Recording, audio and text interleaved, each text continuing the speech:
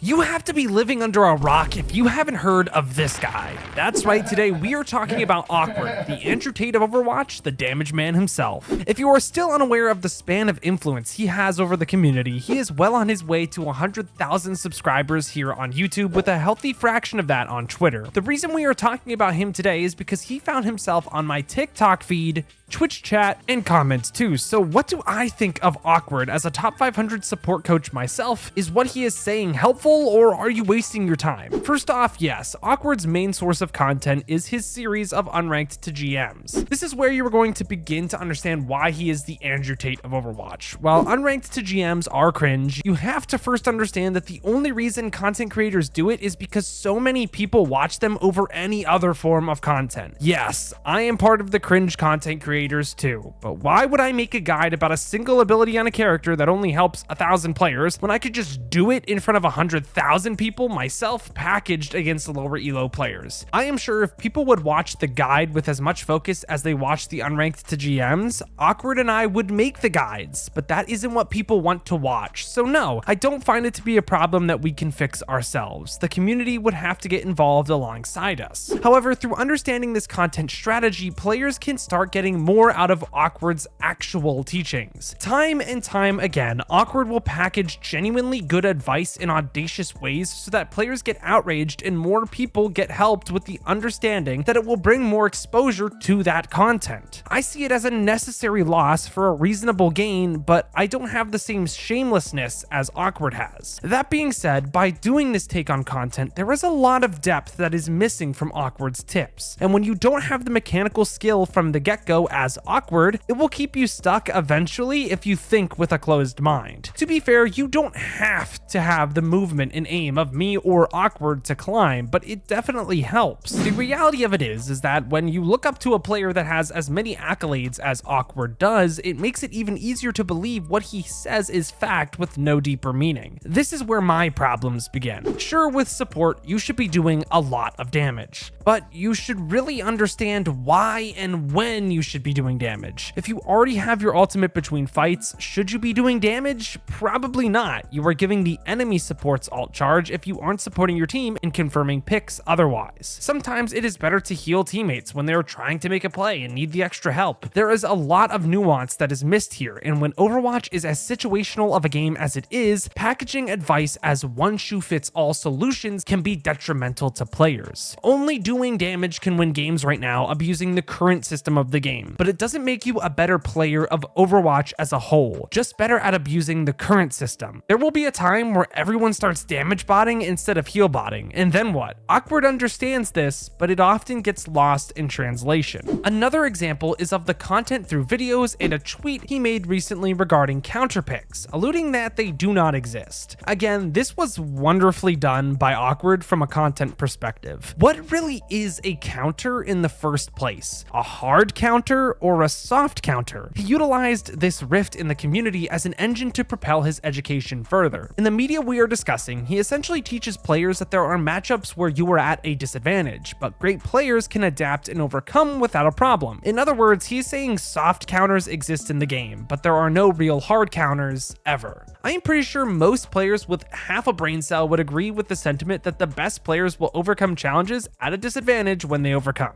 As a matter of fact, this is simply done through understanding the concept of tempo that we have talked extensively about in previous videos, but again, it's another tip that is slightly stretched too far from Awkward. This leads to more questions that leads the player further away from a deeper understanding of the theory of Overwatch and games in general that could have a negative impact. Herein lies the problem that I have. I think Awkward is a great player. I think he is an even better content creator, but when you present content in this way, there will be a lot of impressionable players that get the wrong message, just like they do with the sensational news articles all over the place online. I don't think Awkward is a negative figure. I just think he is utilizing the content strategy that works in today's market, and more players need to see the content for what it really is and what he is actually trying to say, aside from the sensational headlines. I don't agree agree with the presentation, but I can acknowledge that it works. But what does this mean for you, presumably the average player? At the end of the day, the better you can decipher Awkward's content, the better a player you can become in general. If you take life listening to the information you experience at face value without questioning it for understanding, you aren't going to get super far. Without truly processing information and understanding its greater nuance, you are going to miss out on a lot. Sure, you might hit a higher rank in Overwatch, get a higher grade on a test, or get better results off trend in the gym, but what about the next game? The next test or job in the real world? Your next lift without the steroids? Overwatch isn't the end, and you should prepare yourself to be the best person and player you can become. Sit on that for a while. That's some pretty powerful stuff, and something that a lot of people really need to think about. So thank you guys all so much for watching, but until next time, I've got to peace out